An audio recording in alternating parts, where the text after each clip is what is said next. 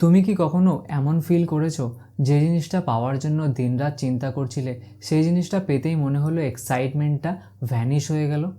তুমি যেটা মন থেকে চাইছিলে পাওয়ার পর মনে হলো ব্যাস এটাই। এটা রিলেশন হোক, জব হোক বা অন্য কোনো গোল, সব ক্ষেত্রেই একটা কমন প্যাটার্ন আছে। We chase things like fire but lose interest the moment we catch them. একবার আমার এক ফ্রেন্ড ছিল, নতুন বাইক পাওয়ার জন্য অবসেসড ছিল। ইউটিউব রিভিউ, শোরুম ভিজিট, রাত জাগা প্ল্যান। ফাইনালি বাইক পাওয়ার দিন ও লিটারালি ঘুমাতেও পারিনি এক্সাইটমেন্টে। কিন্তু 2 সপ্তাহের মধ্যেই এক্সাইটমেন্টটা ধীরে ধীরে কমে গেল। ও বলল এখন আর আগের মতো থ্রিল লাগে না। তখন বুঝলাম মানুষ আসলে গোলে এক্সাইট হয় না, গোল চেসের জার্নিতে এক্সাইটেড হয়। পাওয়ার আগে আমরা হোপ আর ইমাজিনেশন নিয়ে বাঁচি, পাওয়ার পর ব্রেন বলে ডান, নেক্সট। ব্রেনের একটা হ্যাবিট আছে, রিভার্ট অ্যাডিকশন। যখন আমরা কিছু চাই ডোপামিন বেড়ে যায়, কিন্তু পেয়ে গেলে ডোপামিন ইনস্ট্যান্টলি কমে যায়।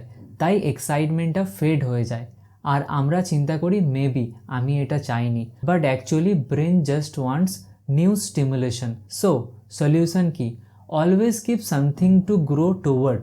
কারণ লাইফের ম্যাজিক পাওয়ার মধ্যে নয়, প্রোগ্রেসের মধ্যে। Enjoy the journey, not just the result. কারণ পাওয়ার পর যা চলে যায় সেটা এক্সাইটমেন্ট নয়, সেটা illusion. Stay curious, keep growing, and you will never lose interest again.